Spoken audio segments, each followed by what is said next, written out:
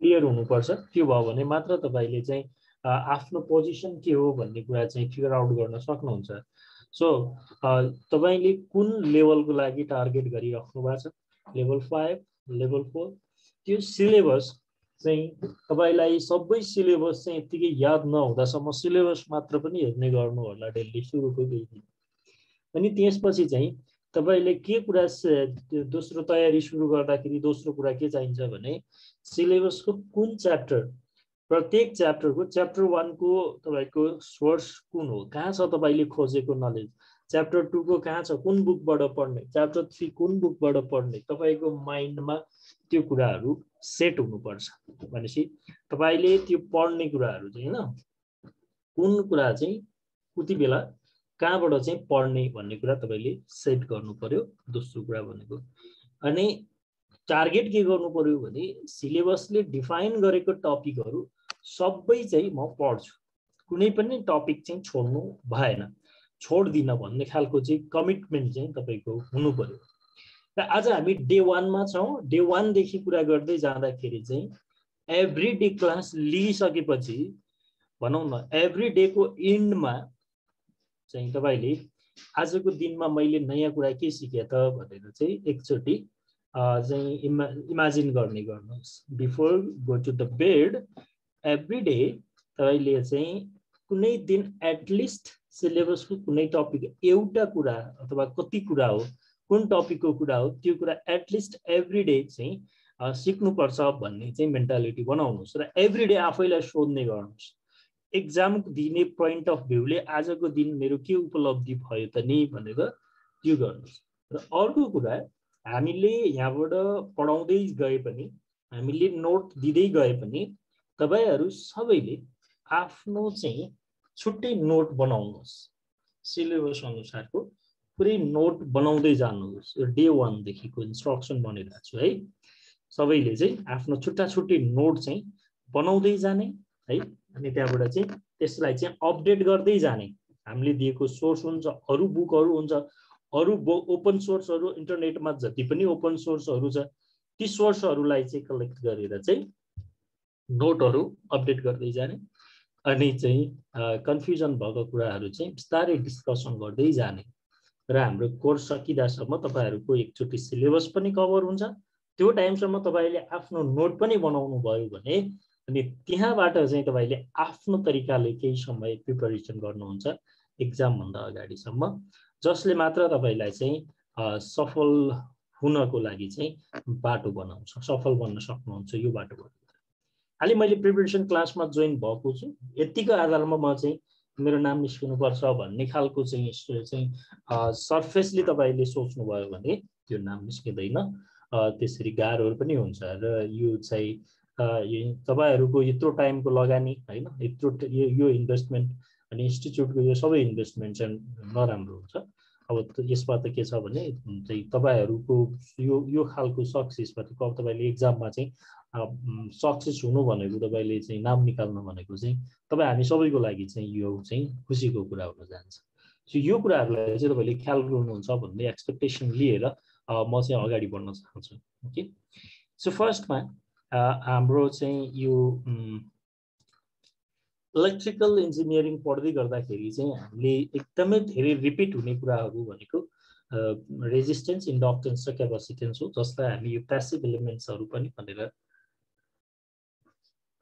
भन्छौं। Electrical नेटवर्कमा चाहिँ these are the passive elements है।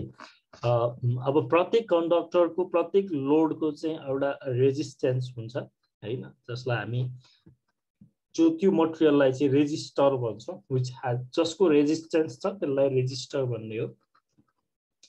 रेजिस्टेन्स भनेकै रेजिस्टर्सको चाहिँ एउटा प्रपर्टी हो। अनि इन्डक्टेन्स र क्यापासिटेन्स भनेको सिमिलरली नै इन्डक्टेन्स र क्यापासिटेन्स चाहिँ इनर्जी स्टोरिङ डिभाइसहरु भनौं न। इन्डक्टर र क्यापासिटर चाहिँ इनर्जी स्टोरिङ डिभाइसेसहरु हो भने रेजिस्टर चाहिँ इनर्जी डिसिपेटिङ डिभाइस हो, इनर्जी खर्च गर्ने डिभाइस हो। यो रेजिस्टेन्स भने रेजिस्टर भनेको चाहिँ इन्डक्टर र क्यापासिटर भनेको चाहिँ इनर्जी स्टोर गर्ने डिभाइस हो। यु नो, इन्डक्टरले चाहिँ तपाईको म्याग्नेटिक फिल्डमा इनर्जी स्टोर गर्छ, क्यापासिटरले चाहिँ इलेक्ट्रिक फिल्डमा स्टोर गर्छ। एमसीक्यूमा यो कुराहरू सोध्न सक्छ। रेजिस्टर भनेको मैले यो कतिपय भनेका कुराहरू सानसानो पोइन्टहरू तपाईहरुले कपीमा छुट्टै टिप्दै पनि जानुभयो भने दैट वुड बी बेनिफिशियल है। सबै कुरा मैले यहाँ चाहिँ लेखेको हुन्छ भन्ने पनि छैन, कतिपय बोलेको कुराहरू पनि तपाईहरुले सम्झिनु पर्ने हुन सक्छ। त्यसको लागि चाहिँ अहिले कपीमा चाहिँ रफली टिप्दै पनि जानुभयो भने that would be more beneficial है। सो रेजिस्टर भनेको you know that is energy dissipating energy consuming device and this inductor and capacitor are energy storing device. Inductor stores energy in magnetic field, capacitor stores energy in electric field, right? So the resistor represents a given amount of resistance in a circuit. So the resistance represent गर्ने भनेको resistor ले हो. So resistance is the measure of how the flow of current is opposed or resisted. You know resistance भनेकै material को त्यस्तो property हो जसले current को फ्लो लाई चाहिँ अपोज हुन खोज्छ, अपोज गर्न खोज्छ। So it is defined by the Ohm's law which says that resistance equal to the voltage divided by current. यो हाम्रो Ohm's law बाट आउने डेफिनेसन हो। सो हामी Ohm's law बाट के लेख्न सक्छौं भने रेजिस्टेन्स भनेको voltage by current, so R equals to V by I भनेर लेख्न सक्छौं। So resistance is measured in ohm. The ohm is often represented by omega. You can say this omega or ohm, right? Ohm भन्ना सक्छु। The symbol for resistance is zigzag as shown in below. यो symbol चाहिँ resistance को symbol हो, हैन। The letter R is capital R is used in equation. Normally resistor लाई represent गर्नको लागि चाहिँ हामी R use गर्छौं। Similarly inductors भनेको चाहिँ हाम्रो के हो त भने inductors भनेको चाहिँ which represent the amount of inductance in the circuit, that is inductor. So inductance is the ability. So when inductance भनेको चाहिँ के हो त भन्दाखेरि inductance is the ability of a component to generate electromotive force due to change in the flow of current, right? यो चाहिँ due to change in the flow of current, current को जुन flow को current flow change भएको कारणले है electro EMF generate गर्ने unit चाहिँ भनौं न एबिलिटी चाहिँ के हो इंडक्टेंस हो। कुनै कोइलमा कुनै कन्डक्टरमा करेन्ट चेन्ज भयो भने करेन्ट चेन्ज हुँदा त्यो कोइल कन्डक्टरमा चाहिँ EMF भोल्टेज जेनरेट गर्ने क्यापासिटी, EMF भनेको भोल्टेज हो, त्यो चाहिँ हाम्रो इंडक्टेंस हो। A simple inductor is made by looping a wire into the coil. यसरी हामीले चाहिँ यसरी कोइल के रे जुन यो कन्डक्टरलाई यसरी बेरेर कोइल जस्तो फर्मेटमा बनायो भने यसलाई हामी इंडक्टर भनेर भन्छौं। Inductors are used in electronic circuit to reduce or oppose change in electric current. यो हाम्रो change in electric current लाई चाहिँ अपोज गर्नको लागि, current लाई अपोज गर्ने प्रपर्टी चाहिँ रेजिस्टेन्स हो, change in current लाई अपोज गर्ने प्रपर्टी चाहिँ inductance हो। Remember this है। Resistance opposes the flow of current, inductance opposes the rate of change of current है। करेन्ट चेन्ज हुने खोज्ने प्रपर्टीलाई चाहिँ रोक्ने, करेन्ट चेन्ज हुन नदिने चाहिँ इंडक्टेंस हो। फ्लो अफ करेन्ट, करेन्ट को मैग्निट्यूडलाई नै अपोज गर्ने चाहिँ resistance. In a DC circuit a inductor looks like a wire है। डीसी सर्किटमा त चाहिँ करेन्ट चेन्ज हुँदैन है, फिक्स्ड हुन्छ भनेपछि इंडक्टरको कुनै पनि सिग्निफिकेन्स हुँदैन डीसी सर्किटमा। डीसी सर्किट इन कोइल में डीसी सप्लाई दिनु भनेको सिंपल वायर में डीसी सप्लाई दिएको जस्तो हो। It has no effect when the current is constant है। करेन्ट कांस्टेंट भएपछि कुनै पनि इफेक्ट हुँदैन कोइल में चाहिँ त्यो इंडक्टेंस को इफेक्ट चाहिँ हुँदैन। सो त्यसो हुनाले चाहिँ inductor only performs its work at AC supply भनेको एसी सप्लाई दियो भने मात्र कोइलले इंडक्टरले इंडक्टर को काम गर्छ, त्यो भनेको rate of change of current लाई चाहिँ अपोज गर्ने काम गर्छ।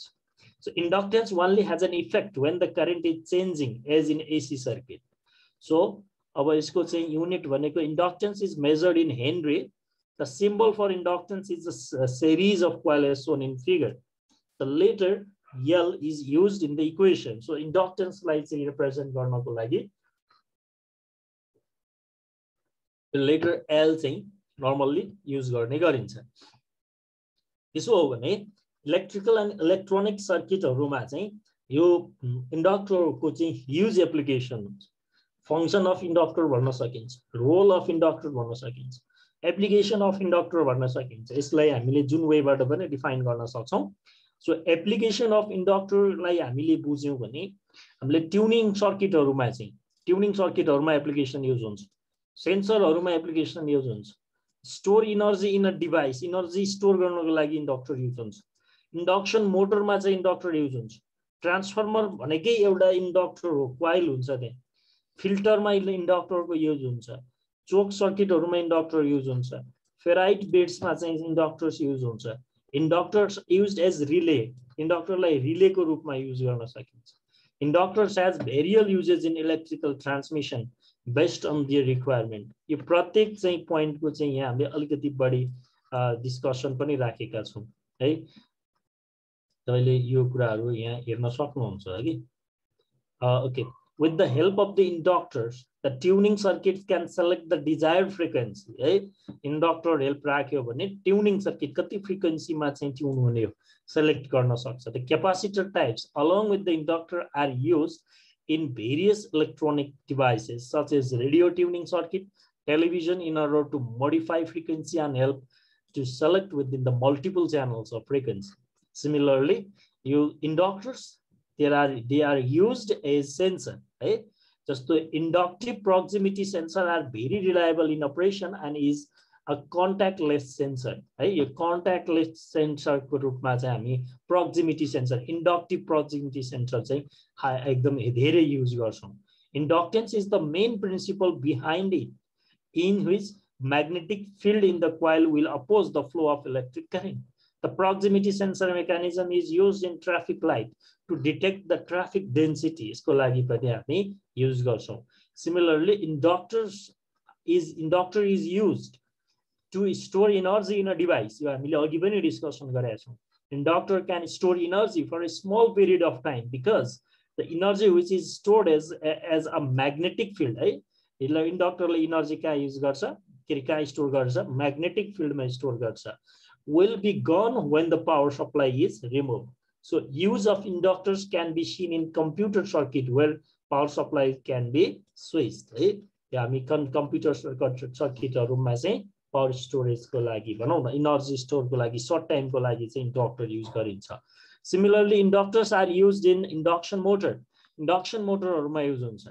In induction motor, the shaft in the motor will rotate due to the presence of magnetic field produced due to the alternating current.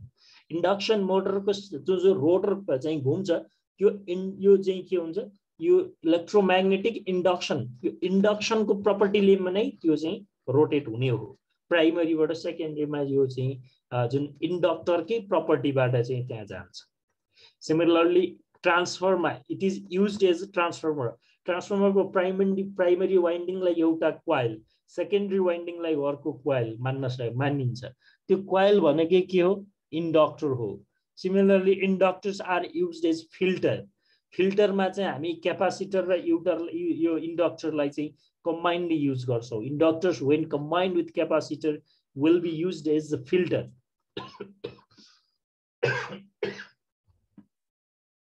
हामीलाई चाहिँ कति भोल्टेज चाहिँ कति फ्रिक्वेन्सी को चाहिँ सिग्नल पठाउने हो, कति फ्रिक्वेन्सी को सिग्नललाई चाहिँ ब्यान्ड गर्ने हो, यो कुरा चाहिँ हामी कम्युनिकेसन सिग्नलहरुमा हाईली युज गर्छौं। So inductors when combined with capacitor will be used as filters. The input signal's frequency while entering the circuit is limited by the use of this filter. With the increase in the frequency of supply, the inductor's impedance increases.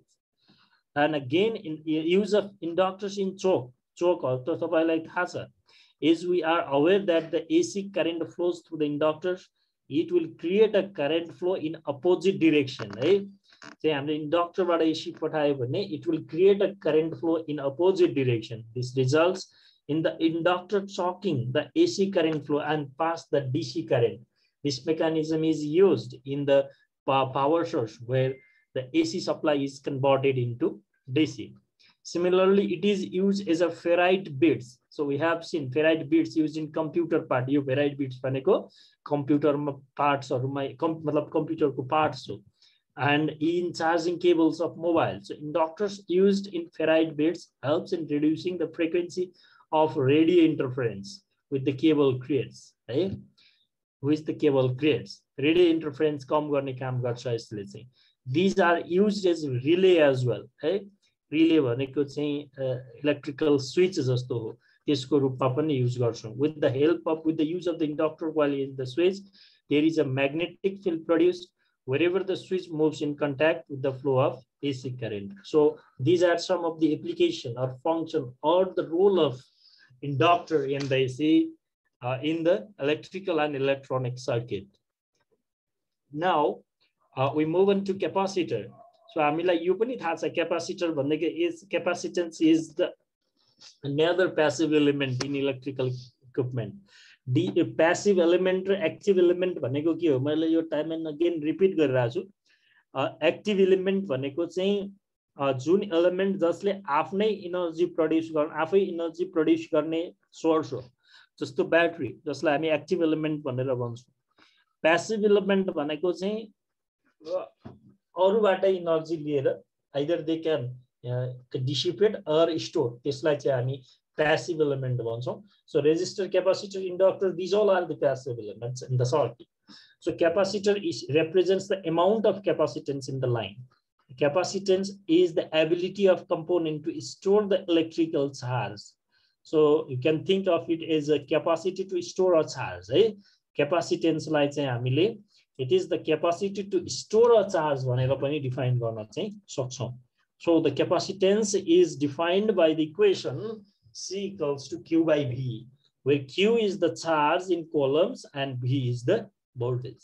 So in DC circuit, a capacitor becomes an open circuit, blocking any DC current from passing the capacitor. So capacitor becomes an open circuit. So जस्तो अब हाम्रो capacitor भनेको त के हुन्छ? जस्तो parallel plate हुन्छ नि, जस्तो parallel plate यो बीचमा त इलेक्ट्रिकली कनेक्टेड हुँदैन. भनेपछि अब यहाँ एउटा डीसी दिएको छ भने चाहिँ यो ओपन सर्किट जस्तो हुन्छ, जसले गर्दाखेरि डीसी पास हुन सक्दैन. So only AC current will pass through the capacitor. क्यापासिटरबाट चाहिँ only AC मात्रै पास हुन्छ. सो हामी AC DC फिल्टरको रूपमा, DC फिल्टरको रूपमा चाहिँ हामी युज गर्न सक्छौं. DC लाई ब्लक गर्नु पर्यो, AC लाई पास गर्नु पर्यो भने then we can use the capacitor. So capacitor is measured in farad. You know this farad मा चाहिँ यसको युनिट चाहिँ farad हो capacitance को. The symbol of the capacitance is two parallel lines. It's the parallel line. Sometimes one of the line is curved as shown. यसलाई parallel line राख्न पनि सकिन्छ, एउटालाई कट बनाउन पनि सकिन्छ. So letters capital C is used in equation. यो capital C चाहिँ यसको representation को लागि चाहिँ use गर्न सक्छौं. So यसो भने capacitor को importance चाहिँ के हो है? So a capacitor as known as a condenser. अब यो capacitor लाई तपाईलाई कहिलेकाहीँ अर्को ल्याङ्ग्वेजमा condenser पनि भन्दिन सक्छ. So capacitor भन्नु र condenser भन्नु एउटै कुरा हो भनेर बुझ्नु भयो हुन्छ. Is one of the basic element required for building electronic circuit. So the design of circuit is not complete or it will not function properly without basic component like resistor, inductor, diode, transistor, etc. So the main function of capacitor is to store electrostatic energy in an electric field. You repeat भइराछ. Capacitor ले चाहिँ electrostatic energy लाई चाहिँ in electric field. Remember, capacitor ले energy चाहिँ electric field मा चाहिँ store गर्छ. Instead, inductor ले चाहिँ magnetic field मा चाहिँ store गर्छ and give this energy to the circuit when necessary. त्यो energy चाहिँ circuit मा फेरि return गर्छ. They allow the AC to pass. Capacitor ले AC लाई चाहिँ pass गर्छ, pass हुन दिन्छ, जान दिन्छ, flow हुन दिन्छ, but block the flow of DC. DC चाहिँ flow हुन दिदैन to avoid the hazardous breakdown of the circuit.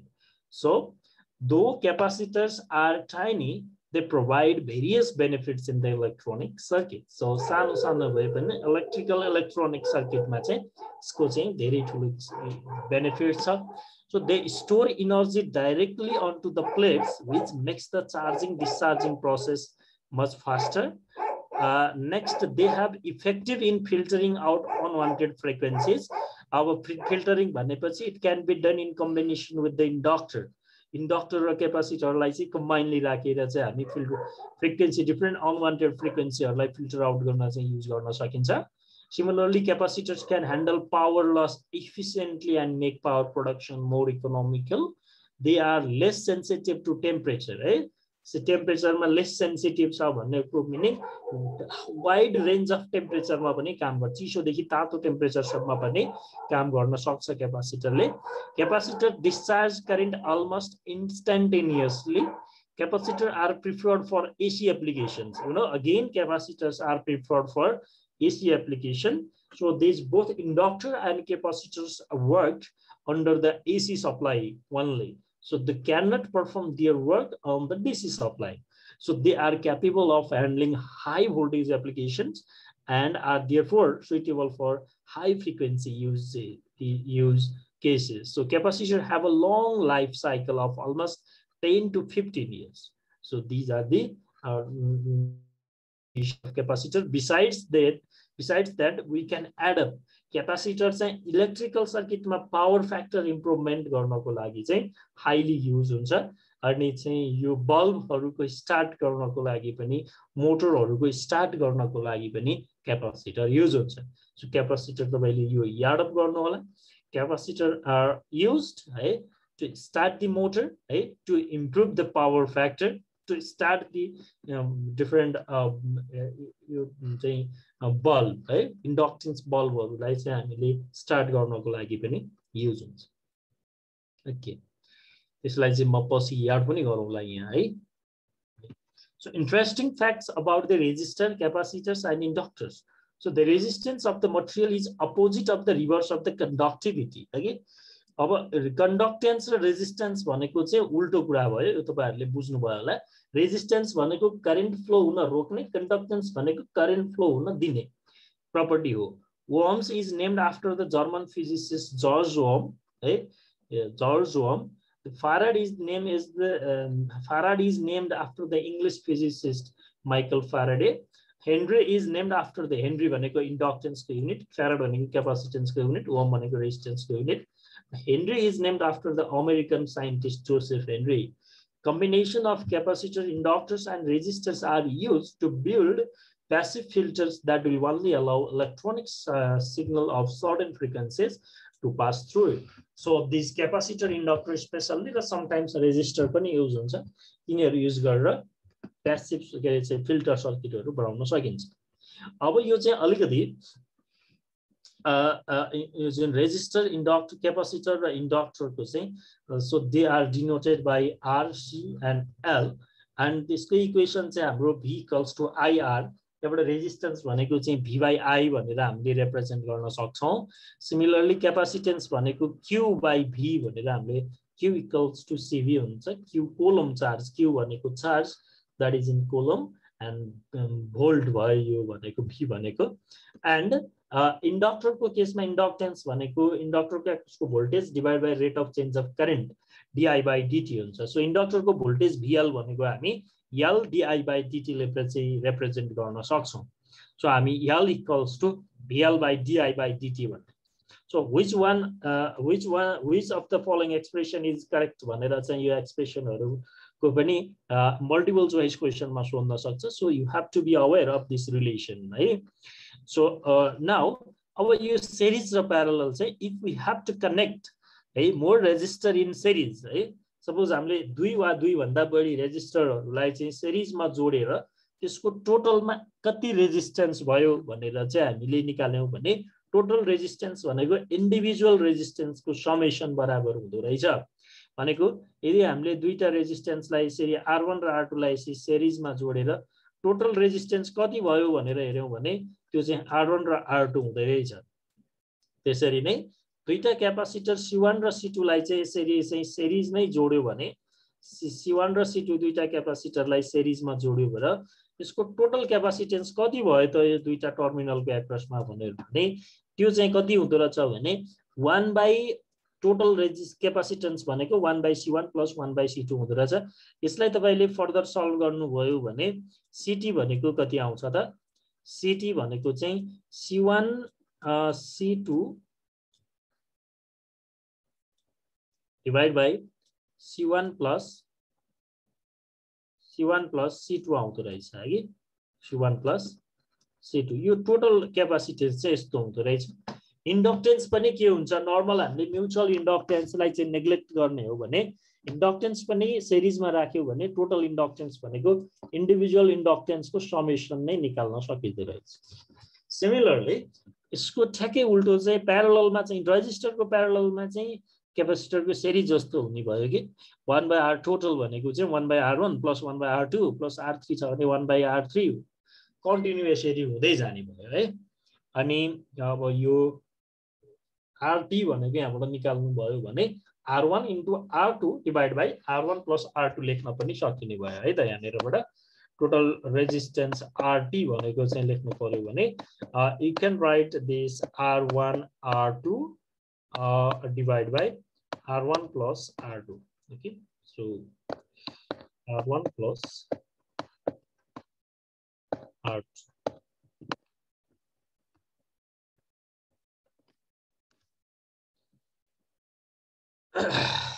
So अब क्यापासिटरमा चाहिँ प्यारललमा राख्नु भयो दुईटा क्यापासिटर। प्यारलल भने त बुझ्नुहुन्छ दुईटा क्यापासिटरलाई चाहिँ यसरी यसको क्यापासिटरको यसरी यहाँ अनि अर्को साइड ब्रान्चबाट पनि यसरी अर्को के ल्याएर यहाँ जोड्यो यसरी। यो कनेक्सन चाहिँ प्यारलल कनेक्सन भयो। यो दुईटा टर्मिनल भयो। क्यापासिटरलाई प्यारललमा जोड्यो भने चाहिँ सपोज एउटा क्यापासिटरको चाहिँ भ्यालु C1 छ अर्को क्यापासिटरको पनि C2 छ भनेदेखि टोटल क्यापासिटेन्स C2 भनेर चाहिँ डाइरेक्टली C1 + C2 गरेर आउने भयो। क्यापासिटेन्स प्यारललमा हुँदाखेरि चाहिँ डाइरेक्ट अल्जेब्रिक सम गर्यो भने चाहिँ टोटल क्यापासिटेन्स आउने भयो। सिमिलरली इन्डक्टर र रेजिस्टरको चाहिँ सिमिलर हुँदो रहेछ। तर अब यसमा चाहिँ इन्डक्टरको केसमा चाहिँ हामीले म्युचुअल इन्डक्टेन्सलाई एज्युम गरेको छ कि छैन भन्ने कुरा हेर्नुपर्छ। यो म्युचुअल इन्डक्टेन्सलाई चाहिँ नेग्लेक्ट गरेको केसमा and if we have to assume this mutual inductance, यो इन्डक्टेन्स भन्ने कुरा त सबभन्दा तपाईले बुझ्नु भएको होला हैन। सेल्फ इन्डक्टेन्स र चाहिँ म्युचुअल इन्डक्टेन्स भन्ने हुन्छ। सेल्फ इन्डक्टेन्स भनेको चाहिँ कस्तो भने सपोज यो कोइल छ यो कोइलमा फ्लो भएको करेन्ट सपोज I1 छ। यो I1 को कारणले यही कोइलमा डेभलप हुने भोल्टेज V1 जुन चाहिँ जेनेरेट भएको भोल्टेज भने पनि हुन्छ इन्ड्युस्ड भोल्टेज भने पनि हुन्छ डेभलप भएको भोल्टेज भने पनि हुन्छ। I1 को कारण भनेको जुन कोइलमा करेन्ट फ्लो भएको छ त्यही करेन्टको कारणले त्यही कोइलमा डेभलप भएको भोल्टेज डेभलप हुने प्रपर्टीलाई चाहिँ सेल्फ इन्डक्टेन्स भनेर भन्छ। अर्को म्युचुअल इन्डक्टेन्स भनेको सपोज तपाईसँग दुईवटा कोइल छ दुईवटा कोइल चाहिँ नेबरिङ कोइल छ सँगसँगै नजिक छ अनि एउटा कोइलमा यसमा सपोज फर्स्टमा I1 करेन्ट फ्लो भएको छ। फर्स्ट कोइलमा फ्लो भएको कारणले फर्स्ट कोइलमा त V1 भोल्टेज जेनेरेट भइहाल्छ सेकेन्ड कोइलमा पनि सर्टेन भोल्टेज V2 जेनेरेट हुन्छ भनेको नजिकको नेबरिङ कोइलमा फ्लो भएको करेन्टको कारणले है कुनै चाहिँ त्यसको छिमेकमा भएको अर्को कोइलमा चाहिँ भोल्टेज प्रड्युस हुन्छ भन्ने हुन्छ। त्यसलाई चाहिँ हामी म्युचुअल इन्डक्टेन्स भनेर भन्छौँ। तर अब यो चाहिँ के हुन्छ भने दुई टाइपको हुन्छ। एउटा एडिङ टाइपको अर्को अपोजिङ टाइपको भनेको यसरी म्युचुअल इन्डक्टेन्स जस्तो अब यसमा त आफै पनि यसको आफ्नै करेन्टको I2 को करेन्टको कारणले पनि भोल्टेज हुन्छ यो सेकेन्ड कोइलमा है। अनि अब यो प्राइमरी कोइलको करेन्टको कारणले जुन भोल्टेज सेकेन्डरी कोइलमा प्रड्युस भयो त्यो भोल्टेज आफ्नै भोल्टेजको डिरेक्सनमा आयो त्यो भन्दा बढ्न गयो भोल्टेज भने त्यो एडिङ हुने भयो। आफ्नो भोल्टेजलाई त्यसले अपोज गर्यो भने त्यो अपोजिङ मोड हुने भयो। यसमा हाम्रो फर्मुला चाहिँ के छ भने दुईटा इन्डक्टर सिरिजमा जोडेर if they are in adding mode एउटाले अर्कोलाई सपोर्ट गर्ने मोडमा छ भने त्यसको टोटल इक्विभ्यालेन्ट इन्डक्टेन्स भनेको L1 + L2 + 2 into mutual inductance हुन्छ। वेयर L1 भनेको फर्स्ट कोइलको सेल्फ इन्डक्टेन्स L2 भनेको सेकेन्ड कोइलको सेल्फ इन्डक्टेन्स हो। अब सिरिजमै राखेर अपोजिङ मोडमा छ भने चाहिँ यो माइनस हुन्छ यहाँनिर प्लसको ठाउँमा L1 + L2 - 2M हुन्छ भनेको टोटल इन्डक्टेन्स चाहिँ अब अपोज हुन्छ घट्न जान्छ त्यो यसले म्युचुअलको कारणले है।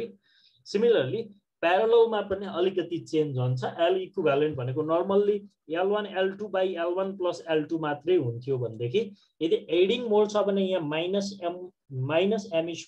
माथि न्युमेरेटरमा डिनोमिनेटरमा -2M थप्छौँ।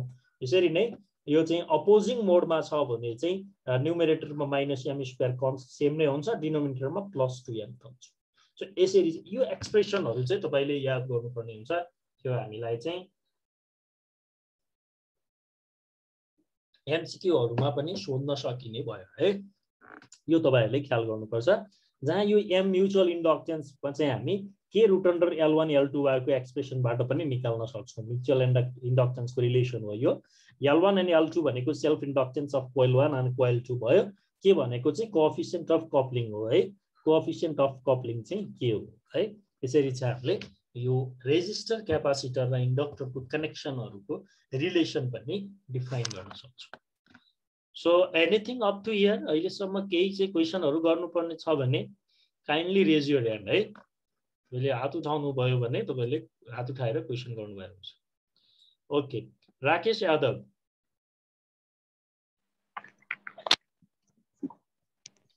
Good evening sir. Good evening Rakesh. Sir यो क्यापेसिटर छ नि, क्यापेसिटरले हाम्रो एनर्जी स्टोरेज गर्छ नि, यसले पावर फ्याक्टरलाई कसरी इम्प्रुभ गर्छ?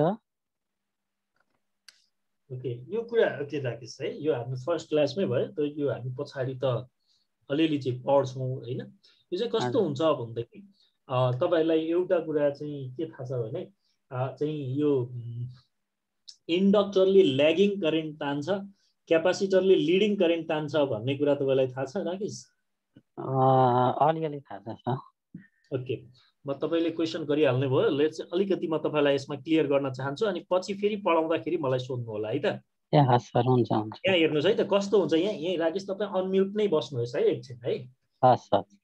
ओके, तपाईसँग सपोज एउटा सर्किट छ। एउटा सर्किटमा तपाईसँग यो रेजिस्टर र यहाँ इन्डक्टर छ। तपाईले यसलाई चाहिँ ओके, तपाईले यसलाई चाहिँ एउटा एसी सोर्समा जोड्नु भयो। एसी सोर्समा जोड्नु भयो अनि अब के हुन्छ, यहाँबाट चाहिँ करेन्ट फ्लो हुन्छ। यहाँबाट करेन्ट फ्लो हुन्छ अनि यो सप्लाई भोल्टेज V छ सपोज है।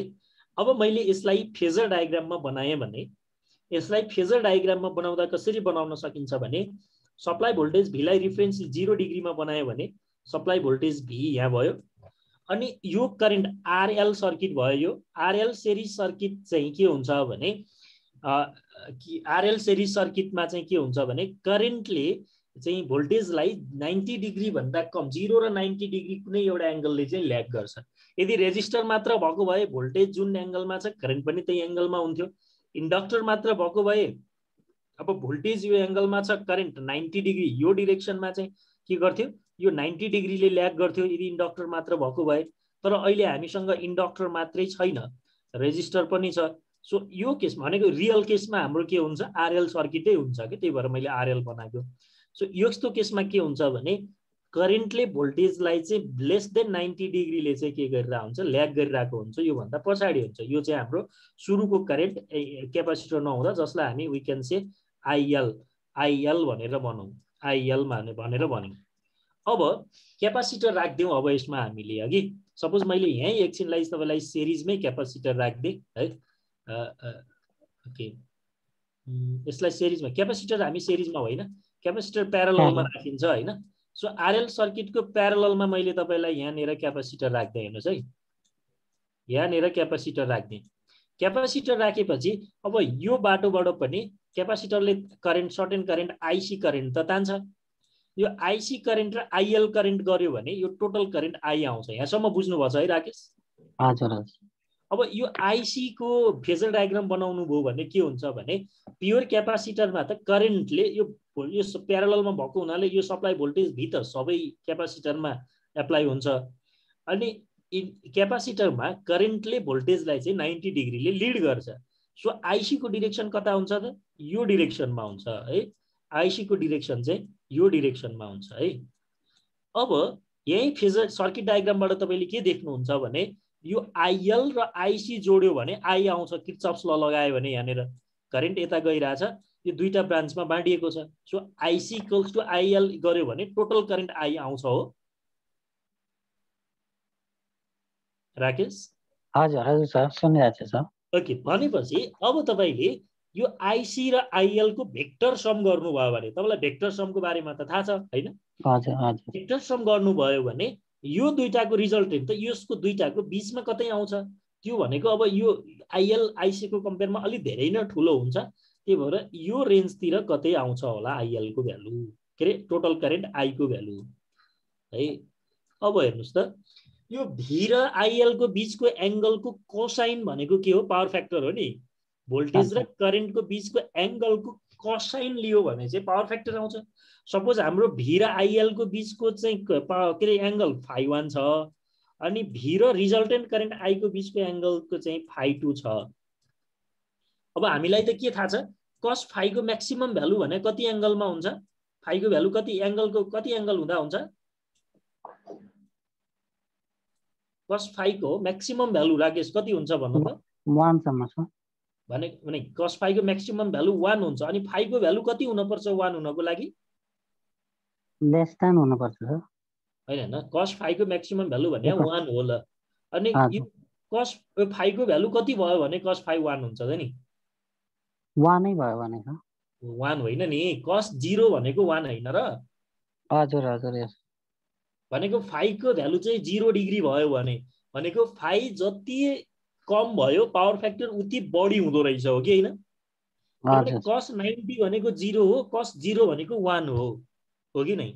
भनेपछि cos एंगल जति बढी भयो पावर फ्याक्टर उति कम हुँदो रहेछ, भनेपछि एंगल जति कम भयो पावर फ्याक्टर उति बढी हुँदो रहेछ भनेपछि हेर्नुस् त, क्यापासिटर राखेपछि करेन्ट र भोल्टेजको एंगल घट्यो कि घटेन? घटेछ। घटेपछि पावर फ्याक्टर बढ्यो। हजुर। ओके, म्याथमेटिकल कन्सेप्ट यही हो, तपाईलाई फिजिकल्ली पछि बुझाउँछु है। ए हस् सर, हस्, thank you sir. Okay,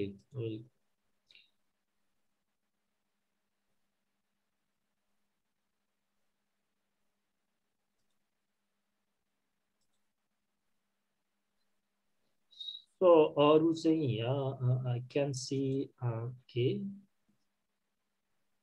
Rakesh यादवले क्वेसन भयो हैन। अब रेडमी 9 नोट 9 यो तपाईले आफ्नो नाम लेख्नु भए चाहिँ सजिलो हुन्छ। तपाईले अहिले चाहिँ अनम्युट गरेर बोल्नुस् त। नमस्ते सर। हजुर नमस्ते सर, मेरो क्वेसन के छ भने जनि हामीले क्यापेसिटरले चाहिँ एसी लाई पास गर्छ र डीसी लाई चाहिँ ब्लक गर्छ हैन सर? हो। अनि इन्डक्टरले चाहिँ हामीले ट्रान्सफर्मरमा के भरेछ भने हामी डीसी बाट चलाउन सक्दैनौं। इन्डक्टरले डीसी लाई पास गर्छ कि गर्दैन सर? डीसी लाई पास गर्छ इन्डक्टरमा। अनि ट्रान्सफर्मरको केसमा हामी डीसी किन युज गर्दैनौं सर? त्यसमा डीसी मा किन यो हुँदैन सर? यो त ट्रान्सफर्मर भन्ने कुरा इन्डक्टर हैन सर? ओके, तपाईले क्वेशन गरे ठीक हो। तपाईको नाम भन्नुस् त। मेरो नाम जितेन्द्र कुमार शाह हो सर। ओके जितेन्द्र जी है, म तपाईको क्वेशनलाई चाहिँ तपाई अनम्युटमै बस्नुस् एकछिन, म तपाईको क्वेशनलाई चाहिँ आन्सर गर्ने ट्राई गर्छु है त। हस् सर, हस्, धन्यवाद। ओके, सो यहाँ हेर्नुस् त, ट्रान्सफर्मरमा चाहिँ कस्तो हुन्छ भन्देखि यो एउटा कोइल हुन्छ, यो एउटा इन्डक्टर हो, अनि सेकेन्डरीतिर पनि अर्को कोइल हुन्छ, यो अर्को इन्डक्टर हो। भनेको ट्रान्सफर्मर भनेको एउटा इन्डक्टर होइन कि नर्मल्ली दुईटा इन्डक्टर हो, पुरा बुझ्नुभयो नि? अब ट्रान्सफर्मरले ट्रान्सफर्मरको काम गर्नलाई के हुनुपर्छ भन्दाखेरि म्युचुअल इन्डक्टेन्स हुनुपर्छ। भनेको यो कोइलमा फ्लो भएको करेन्टको कारणले यो कोइलमा भोल्टेज इन्ड्युस हुनुपर्छ, पुरा बुझ्नुभयो? फर्स्ट कोइलमा हामीले सप्लाई दिने हो, फर्स्ट कोइल र सेकेन्डरी कोइलमा चाहिँ के हुन्छ, इलेक्ट्रिकल कनेक्सन त हुँदैन। के नाम भन्नुभएको थियो तपाईले? हेलो, सुनिराख्नु भएको छ? भर्खरै क्वेसन गर्नुभएको थियो नि खै। ओके, तपाईको म्युट भएर छ फेरि सर? म्युटै भइरहेको थिएन सर, त्यही भएर गाह्रो भएको। सुनिरहेको छ हजुरको कुरा सर। तपाईको नाम के थियो रे? बिर्सिहाले। जितेन्द्र कुमार शाह सर। जितेन्द्र जी है, एकछिन म्युट नगर्नुस् है। हुन्छ सर, हुन्छ। मैले भनेको कुरा बुझ्नु भएको छ नि? ए बुझेछु सर, बुझेछु। क्यापेसिटर के रे ट्रान्सफर्मरमा दुईटा कोइल बीच इलेक्ट्रिकल कनेक्सन त हुँदैन सर। ट्रान्सफर्मरले कसरी काम गर्छ भने यसले इन्ड्युस गरेको यसको कारणले यहाँ जति करेन्ट प्रोड्युस भएको छ, यो करेन्टको कारणले बीचमा फ्लक्स प्रोड्युस हुन्छ। यो फ्लक्स यो सेकेन्डरी कोइलबाट जान्छ, अनि त्यो फ्लक्सले गर्दाखेरि यसमा भोल्टेज इन्ड्युस हुन्छ। हामीले सर्टकटमा के भन्न सक्छौं भने प्राइमरी कोइलको करेन्टको कारणले त्यसको म्युचुअल इन्डक्टेन्सको कारणले सेकेन्ड कोइलमा भोल्टेज इन्ड्युस हुने चाहिँ ट्रान्सफर्मरको आफ्नो काम हो कि नै? अब डिसी दिँदाखेरि के हुन्छ त भन्दाखेरि डिसी दिँदाखेरि त यहाँ भोल्टेज इन्ड्युसै हुँदैन कि। डिसी दिँदाखेरि भोल्टेज इन्ड्युसै हुँदैन, त्यही भएर ट्रान्सफर्मरको कामै हुँदैन कि। ट्रान्सफर्मरले गर्नुपर्ने कामै भएन। डिसी दियो, यहाँबाट डिसी दियो, यहाँबाट यही सर्किटमा डिसी त पास भयो, सेकेन्डरी सर्किटमा पनि गएन किनभने इलेक्ट्रिकल कनेक्सन छैन। इलेक्ट्रिकल कनेक्सन चाहिँ नभइकन पास हुनलाई त यहाँ भोल्टेज इन्ड्युस हुनु पर्यो, जुन एसी डिसीको कारणले हुँदैन कि। किनभने त्यहाँ भोल्टेज इन्ड्युस हुनलाई त त्यही के अरे त्यो जुन फ्लक्स चेन्ज हुनु पर्यो, फ्लक्स चेन्ज हुनलाई करेन्ट चेन्ज हुनु पर्यो। अब डिसीमा करेन्ट चेन्ज हुँदैन है। तपाईँको आन्सर समवाट अलिअलि आयो? हजुर हजुर अलिअलि आएछ सर। ओके ल थ्याङ्क यू है। अब सिमिलरली मैले ओके यहाँ मैले अर्को एकजना प्रेम नारायणजीलाई देखिरहेको छु। हजुर सर, नमस्ते सर। हजुर नमस्ते सर। यो एडिङ अनि अपोजिङ यो म्युचुअल इन्डक्टेन्स भन्नुभएको थियो नि, एक्चुअली यो क्लियर गर्दैन। ओके ओके ओके यसको जनरल कन्सेप्ट चाहिँ कस्तो हो भने यो चाहिँ तपाईँले चाहिँ एडिङ र अपोजिङको कुरा गर्दाखेरि चाहिँ ओके मैले यसलाई अहिले डिटेलमा चाहिँ यहाँ अहिले तपाईँलाई भनिनँ अलिकति, किनभने यो सर्टकट डिस्क्रिप्सनले डिटेल बुझ्नुहुन्न। मैले सर्ट अलिअलि थोरै चाहिँ तपाईँलाई कसरी भन्छु भने सपोज यो एउटा कोइल छ अनि अर्को यो एउटा कोइल छ। म एकदम सिम्पल ल्याङ्ग्वेजमा भन्छु है तपाईँलाई। तपाईँको के अरे क्वेसन कसले गर्नुभएको थियो अरे? प्रेम नारायण। ओके प्रेम नारायणजी है। यहाँ फर्स्ट कोइलमा करेन्ट I1 फ्लो भएको छ, यसको कारणले सपोज यहाँ 10 भोल्ट आएको छ है, 10 भोल्ट। यसको पोलारिटी यता प्लस माइनस भनेर आएको छ सपोज। अनि यसमा चाहिँ हाम्रो I2 करेन्ट फ्लो भएको छ, यसको आफ्नो सेल्फ इन्डक्टेन्सको कारणले सपोज यहाँ प्लस अर माइनस 15 भोल्ट चाहिँ यसमा सेल्फ इन्डक्टेन्सबाट जेनेरेट भएको छ। अब I2 को हेर्नुहोस् त, I2 को करेन्ट यो डिरेक्सनमा हुँदा यसले अब फर्स्ट कोइलमा म्युचुअल इन्डक्टेन्स गरेर यसमा पनि भोल्टेज निस्कन्छ ड्यू टु I2। यो 10 भोल्ट चाहिँ I1 को कारणले आयो, I2 को कारणले नि सर्ट इन भोल्टेज आउँछ। सपोज I2 को कारणले 2 भोल्ट आयो रे, 2 भोल्ट आयो। 2 भोल्टको डिरेक्सन यही अगाडिको 10 भोल्टको प्लस माइनस यही भयो भने यो एडिङ भयो, यता प्लस यही सेम डिरेक्सनमा प्लस माइनस, यो साइडमा यसको माइनसको साइडमा प्लस यसको प्लसको साइडमा माइनस आयो भने चाहिँ अपोजिङ भयो के। र बुझ्नुभयो नि? एकचोटि करेन्ट यता पठाउँदा अपोजिङ के अरे एडिङ छ भने करेन्टलाई अर्को डिरेक्सनबाट पठाइदिनु भयो भने यो एडिङ हुन्छ। बुझ्यो सर। प्रेमजी बुझ्नुभयो? ओके ठीक। Okay thank you for your question. अरू केही छ भने बिचमा हामी सल्लाह गर्दै जाउँला। सो अहिलेलाई लेट्स मुभ अन है त। Okay, so please on it because DC cannot create parent. Okay. Yeah, Pravesh chili lekheको कुरा पनि that's fine, right? That's right.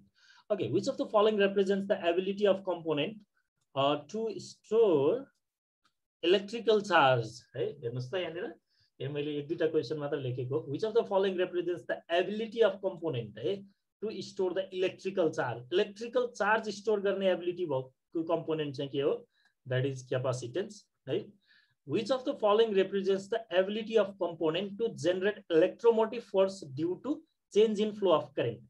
Current को चाहिँ flow लाई change गर्यो भने electromotive force generate गर्ने property चाहिँ ability चाहिँ कुन हो भन्छ? You know that is the inductance, है? And similarly, which of the following represents the ability of component to oppose the flow of current? भन्छ flow of current oppose गर्ने property भनेको चाहिँ के हो? Resistance हो। यसमा अब तपाईहरुलाई क्लियर होला है, resistance, inductance र capacitance को थोरै थोरै concepts है। We will discuss about it later as well, right?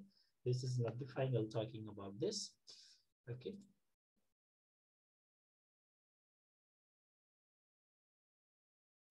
Okay, now series and parallel connection of resistor है। यो अघि हामीले टेन्टेटिभ त कुरा गरि नै सकिहाल्यौं हैन। एक्सप्रेसन अब रेजिस्टरको चाहिँ अलिकति डिटेलमा हेरौं भनेर। जस्तो सिरिज भनेको चाहिँ अहिले हामीले यो R1, R2, R3 तीनटा रेजिस्टरको केस लिएका छौं। यो ब्याक टु ब्याक कनेक्सन गरेका छौं। यसमा total supply voltage V voltage चाहिँ हामीले एप्लाई गरेका छौं। र यो तीनटै रेजिस्टरको कारणले यसले ड्र गरेको यो सर्किटले तानेको करेन्ट चाहिँ आई छ र अब यो आई इन्टु R1 गरेर चाहिँ हाम्रो के आउँछ R1 को एक्रसको फर्स्ट रेजिस्टर एक्रसको भोल्टेज आउँछ हामीले त्यसलाई चाहिँ V1 एजुम्सन गरेका छौं सिमिलरली यो I इन्टु R2 गरेर चाहिँ सेकेन्ड रेजिस्टरको एक्रसको भोल्टेज आउँछ जसलाई हामीले V2 भनेर लेखेका छौं र त्यही करेन्ट किनभने यो करेन्ट त सबै रेजिस्टर्सबाट एउटै करेन्ट फ्लो भएको छ र I इन्टु R3 गरेर थर्ड रेजिस्टेन्सको एक्रसको भोल्टेज चाहिँ हामीले V3 एजुम गरेका छौं सो सेरिज सर्किटमा के हुन्छ भने फर्स्ट कुरा तपाईले यो जान्नुपर्ने कुराहरु छ same current flows through all the part of the circuit सर्किटको सबै पार्टबाट सेम करेन्ट I करेन्ट चाहिँ फ्लो हुन्छ भनेको एउटा सेरिज सर्किटमा कन्स्टेन्ट करेन्ट फ्लो भइराखेको हुन्छ different resistor have their individual voltage drop मैले अघि नै भने V1 भनेको I इन्टु R1 हो V2 भनेको I इन्टु R2 हो V3 भनेको I इन्टु R3 हो I सेम भए पनि R1 R2 R3 डिफरेन्ट हुन सक्छ सो यो V1 V2 V3 तीनटा भोल्टेज ड्रपहरु पनि रेजिस्टेन्सको भ्यालु अनुसार चाहिँ फरक हुन सक्छ तर के हुन्छ भोल्टेज ड्रप्स आर एडिटिभ यो V1 V2 प्लस V3 तीनटा भोल्टेजलाई याड गर्यो भने सप्लाई भोल्टेजसँग इक्वल आउँछ so the voltage drop are the additive अनि applied voltage equals the sum of the different voltage drop you know this applied voltage V equals to तीनटा voltage drop V1 plus V2 plus V3 and resistance are also additive you know series मा अघि नै पनि हामीले discussion गरेका छौं total equivalent resistance भनेको चाहिँ R1 plus R2 plus R3 हुन्छ and power are also additive यो तीनटा रेजिस्टरले चाहिँ कन्ज्युम गरेको पावर इन्डिभिजुअल निकाल्यो भने जस्तो यहाँ I स्क्वायर R1 गर्यो भने यसले कन्ज्युम गरेको पावर चाहिँ आउँछ I स्क्वायर R2 यो सेकेन्ड रेजिस्टरले कन्ज्युम गरेको पावर आउँछ I स्क्वायर R3 गर्नुभयो भने थर्ड रेजिस्टरले कन्ज्युम गरेको पावर आउँछ यो सर्किटले टोटल कन्ज्युम गर्ने पावर चाहिँ इन्डिभिजुअल पावर कन्ज्युमको समेसन गर्यो भने क्याल्कुलेट गर्न सकिन्छ सो हामी यहाँबाट के देख्न सक्छौं भने भोल्टेज आर एडिटिभ भन्यो भने सो V इक्वल्स टु चाहिँ V1 plus V2 plus V3 लेख्न सक्छौं V equals to P1 plus V2 plus V3. So P1 भनेको IR1, V2 भनेको IR2, V3 भनेको IR3. So अब हामीले यो चाहिँ एउटा एक्सप्रेसन यो भयो अनि अर्को हामीले के मान्न सक्छौं भने यो चाहिँ टोटल भोल्टेज V भनेको चाहिँ I into total resistance R भनेर पनि मान्न सक्छौं हैन सर्किटको लागि टोटल भोल्टेज V भनेको total current into total resistance त मान्न सकियो so V equals to IR लेख्न सक्छौं सो यो V को ठाउँमा अब हामीले यो IR लाई लगेर इनपुट गर्दियौ भने यो इक्वेसन चाहिँ के बन्ने भयो त IR equals to IR1 plus IR2 plus IR3 भनेर बन्ने भयो नि सो यही कुरा अब यहाँनिर हामीले I कमन लियो भने this R total resistance R भनेको sum of individual resistance भनेर R1 plus R2 plus R3 भनेर भन्न सक्छौं सो यही कुरा अघि हामीले जुन लेखेका थियौं त्यसको एउटा भेरिफिकेसन जस्तो पनि हो अब यहाँ G भनेको चाहिँ रेसिप्रोकल अफ रेजिस्टेन्स हो G भनेको कन्डक्टेन्स हो G भनेको R भनेको के रे 1 यो R भनेको 1/G R1 भनेको 1/G1 R2 भनेको 1/G2 R3 भनेको 1/J3 so in terms of conductance चाहिँ सेरिज सर्किटलाई यसरी पनि लेख्न सकिन्छ भनेर एउटा यो रिप्रेजेन्टेसन मात्र लेखेको हो यसमा चाहिँ सो मेन कुरा भनेको सेरिज सर्किटमा this resistance are additive this voltage are additive है टोटल पावर इज एडिटिभ यो कुराहरु चाहिँ हामीले थाहा पाउनु पर्छ सिमिलरली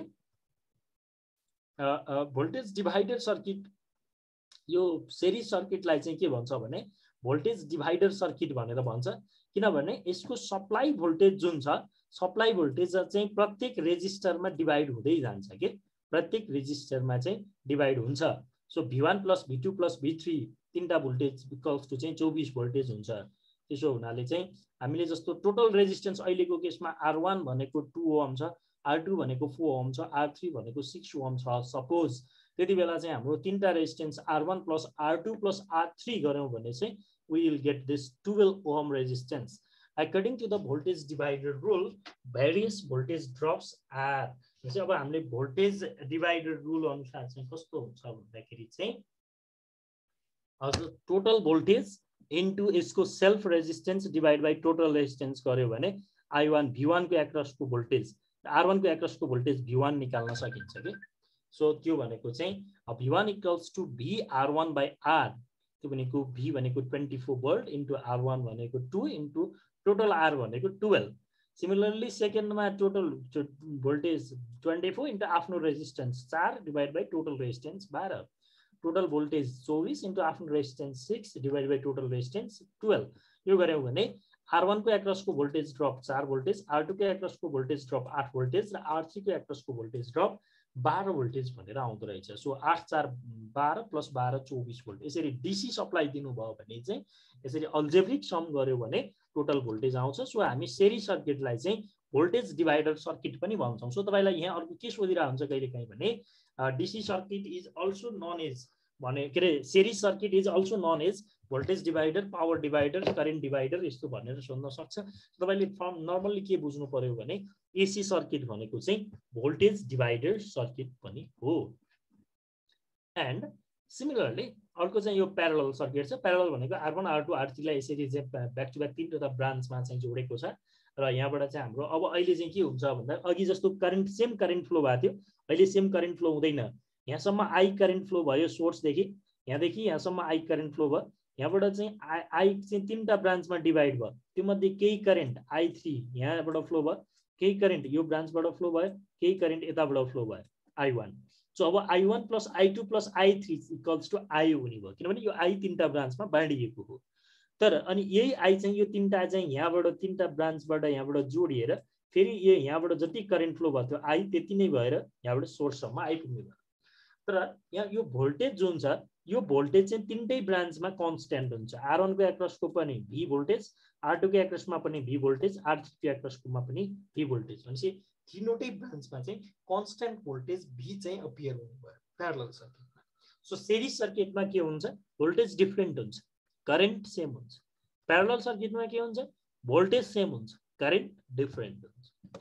सो यसको पनि समराइज हेर्नुभयो भने अघि सेम करेन्ट थियो, यहाँ सेम भोल्टेज छ, same voltage acts across all part of the circuit.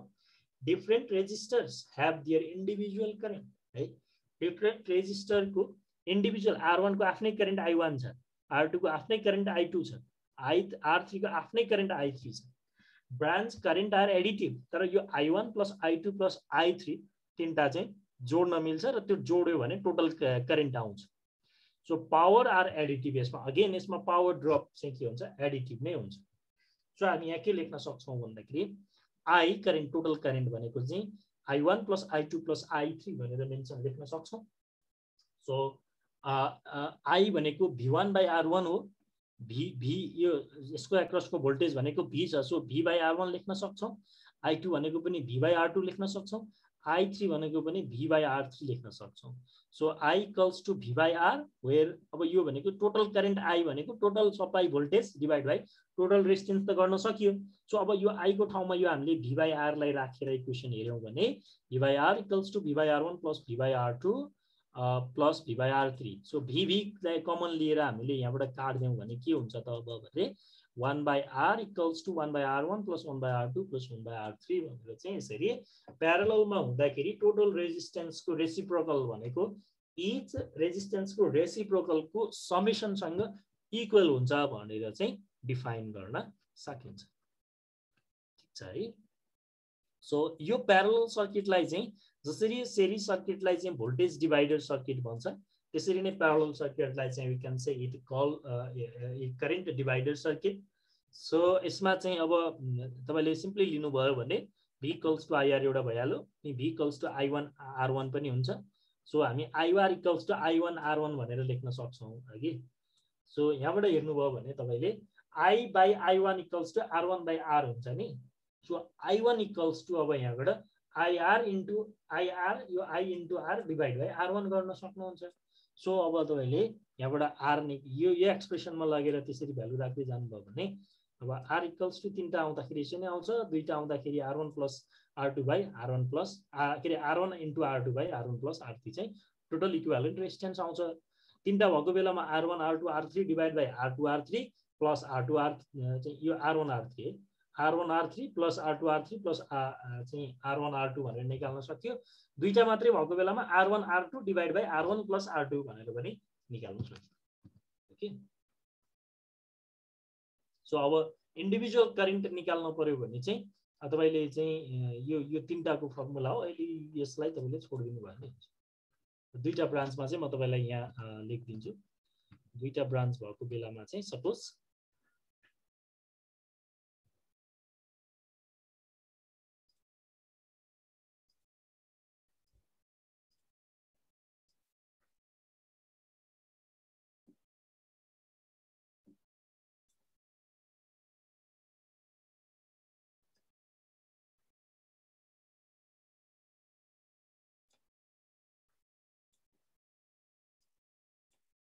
हामीलाई यो दुईटा ब्रान्च भन्दा पहिलेको करेन्ट आई छ, टोटल करेन्ट आई छ, अनि फर्स्ट चाहिँ रेजिस्टेन्स R1 छ, सेकेन्ड रेजिस्टेन्स चाहिँ R2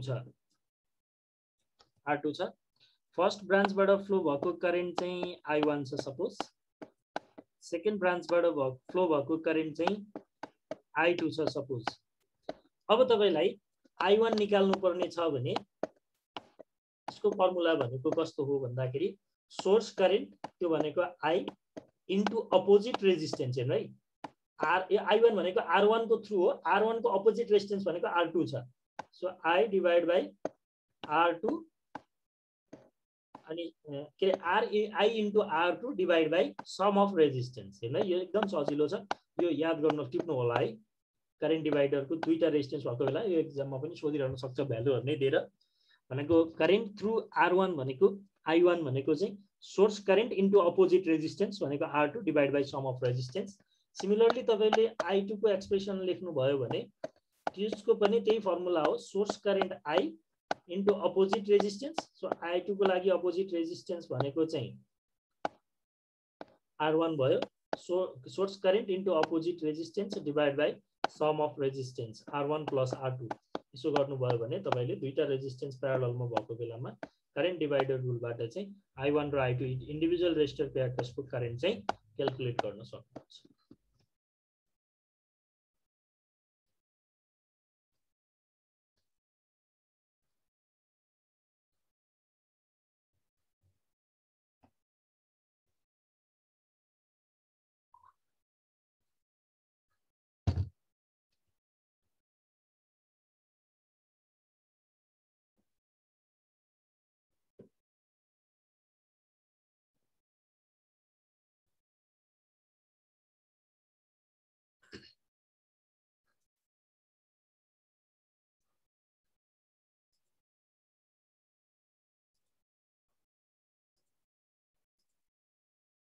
ओके, अब अलिकति चाहिँ म यो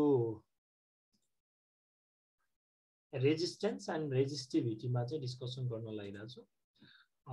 सुशान्त पौडेल जसले चाहिँ ह्यान्ड रेज गर्नुभएको रहेछ, अनम्युट गरेको। हजुर सर नमस्कार। सुशान्त हजुर सर, के सर एक्टिभ प्यासिभ भन्ने त भयो, लम्ड भन्ने नि हुन्छ नि सर, एउटा लम्ड एलिमेन्ट नन लम्ड एलिमेन्ट भनेर नि चाहिँ अब्जेक्टिभमा सोध्छ नि सर कहिले काहीँ, के होला सर? लम्ड प्यारामिटर र चाहिँ अनलम्ड प्यारामिटर भन्नुभएको। हजुर हजुर, त्यो नि सोधिरहेको हुन्छ नि है कहिले काहीँ, त्यो चाहिँ के होला सर? ट्रान्समिसन लाइनमा अलिकति पढ्छौँ, तर म तपाईँलाई अहिले क्लियर अलिकति भन्न खोजेको भनिहाल्छु है त। हुन्छ सर। जस्तो तपाईँको चाहिँ सपोज यो ट्रान्समिसन लाइनको केसमा चाहिँ लम्ड प्यारामिटर चाहिँ युज भइराखेको हुन्छ सुशान्त है। सपोज तपाईँको चाहिँ यो पोखरादेखि काठमाडौँसम्मको ट्रान्समिसन लाइन छ, सपोज पोखरादेखि काठमाडौँसम्मको ट्रान्समिसन लाइनको यो त अब यो सपोज कन्डक्टर छ भने यो कन्डक्टरको त यस्तो एभ्री सेक्सनमा रेजिस्टेन्स हुन्छ नि होइन। सेक्सनमा यसको चाहिँ मतलब 1 सेन्टिमिटर लिए पनि 1 किलोमिटर लिए पनि 10 किलोमिटर लिए पनि यो 200 किलोमिटर एज अ होलमा लिए पनि यसको रेजिस्टेन्स हुन्छ। भनेपछि अब यो चाहिँ कस्तो हो भन्दाखेरि यदि यो सपोज 1 किलोमिटरको चाहिँ रेजिस्टेन्स 1 ओम छ अनि यो ओभरअल तपाईको चाहिँ 200 किलोमिटर छ। अब तपाईलाई चाहिँ यो ओभरअल ट्रान्समिसन लाइनको रेजिस्टेन्स 200 ओम छ भन्यो भने त्यो लम्ड प्यारामिटर भयो, एज अ होलमा पुरै डिस्टेन्सको लिएको एजुम गरेको जस्तो भयो हैन। अनि इच सेक्सनको लियो ल 10 किलोमिटरको डिस्टेन्समा यो यहाँदेखि यो 10 किलोमिटरसम्म 10 ओम, यो 10 किलोमिटरदेखि अर्कोसम्म 10 ओम भयो भने चाहिँ त्यो डिस्ट्रिब्युटेड प्यारामिटर भयो के। अनलम्डलाई चाहिँ डिस्ट्रिब्युटेड भन्छ, अनलम्ड भन्ने खासै युज हुँदैन, प्यारामिटर भन्ने युज हुन्छ। यो चाहिँ यो पर्टिकुलर सेक्सन रेजिस्टेन्स जस्तै यो सेक्सनको इन्डक्टेन्स एज अ होलमा पुरैको इन्डक्टेन्स लियो भने लम्प इन्डक्टेन्स भयो, अनि यो सेक्सनको छुट्टा छुट्टै भ्यालु लियो भने त्यो चाहिँ के भयो, डिस्ट्रिब्युटेड भयो। क्यापासिटरको पनि क्यापासिटेन्सको टर्ममा पनि त्यस्तै हुन्छ है। हजुर हजुर हजुर के भन्न खोजेको हो त्यसमा चाहिँ है। हजुर हुन्छ sir, thank you. Okay Susan, thank you. जितेन सर फेरि चाहिँ ह्यान्ड रेज गर्नुभएको छ। ल जितेनजी भन्नुहोस् त।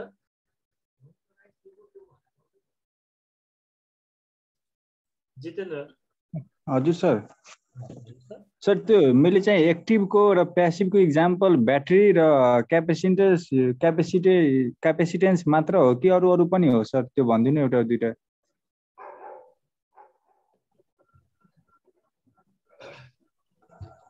नर्मल्ली अब कुन इलिमेन्ट एक्टिभ र प्यासिभ के हो भनेर चाहिँ अहिले सर जसले तपाईले भन्नुभयो नि सर, एक्टिभ भनेको जसले इनर्जी प्रोड्युस गर्छ हैन, अनि प्यासिभ भनेको जसले इनर्जी स्टोर गर्छ, त्यही भन्नुभएको हैन सर?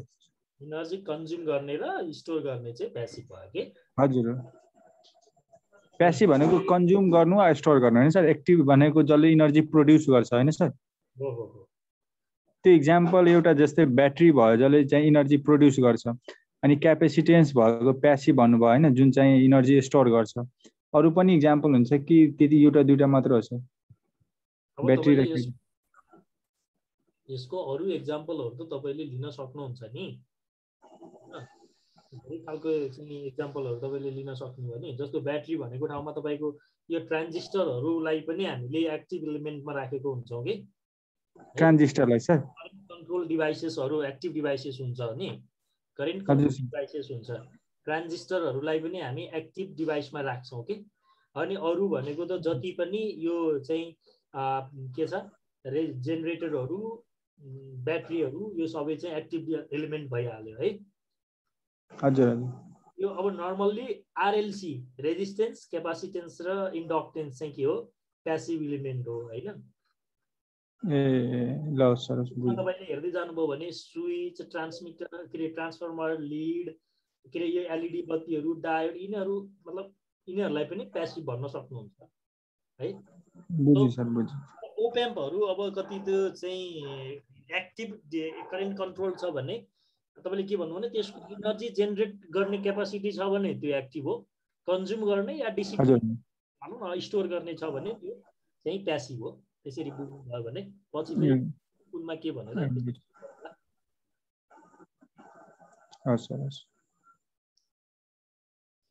ओके। के आज फर्स्ट डे यति नै गरौँ क्या? त्यसो भए डे 1 तपाईहरु चाहिँ अब आजैदेखि चाहिँ आफ्नो प्लानिङ गरेर पढ्न चाहिँ थाल्नु होला है त। केही छ तपाईहरुको अझै अरु क्वेरीजहरु अहिलेलाई भन्दै म केही एक दुईटा क्वेशन चाहिँ लिन सक्छु है।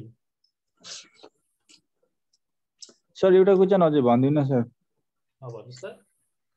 सर चाहिँ तपाईले चाहिँ भन्नु त्यो इन्डक्टरमा चाहिँ एउटा पोइन्ट मैले देखेको थिएँ, त्यसले चाहिँ भन्नाले ब्लक गर्छ एसी लाई अनि डीसी लाई मात्र पास गर्छ भनेर। सर त यदि डीसी मा त हाम्रो त चेन्ज इन त्यही हुँदैन नि सर, चेन्ज इन करेन्टै हुँदैन, अनि डीसी लाई कसरी पास गर्छ सर त्यो इन्डक्टरले? कस्तो हिसाबले भन्नु खोज्नु? इन्डक्टरको पोइन्टमा जान्न सर, त्यसमा मैले हेरेको थिएँ एकचोटि, त्यो स्लाइडलाई चेन्ज गर्न मिल्छ सर?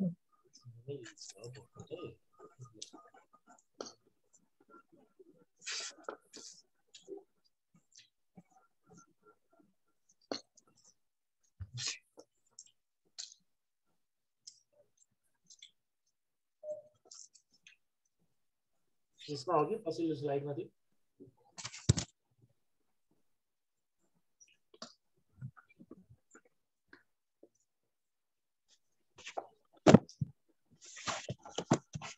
हजुर सर यसमै हो सर।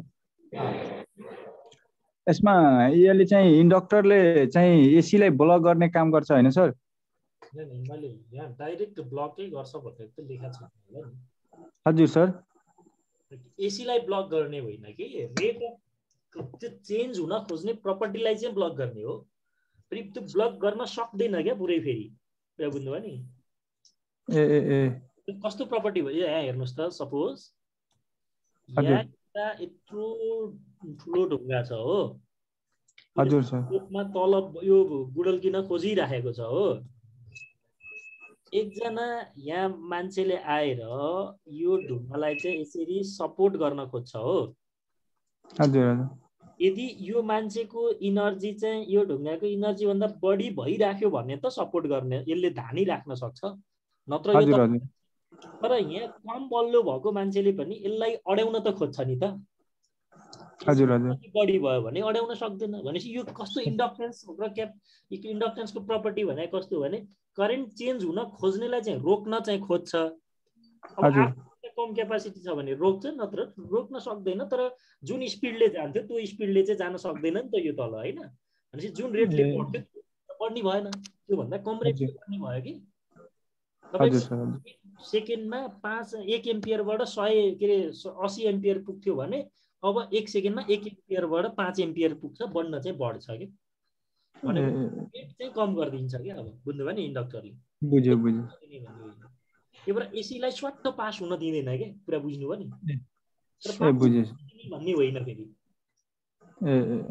एकैचोटि चाहिँ पास हुन दिँदैन झ्याप्प। अब डीसीलाई त त्यो कोइलको यो कोइल हो भन्ने कुरै बुझ्दैन डीसीले, यो सिम्पल स्ट्रेट कन्डक्टर हो भन्ने कुरा बुझ्छ डीसीले त।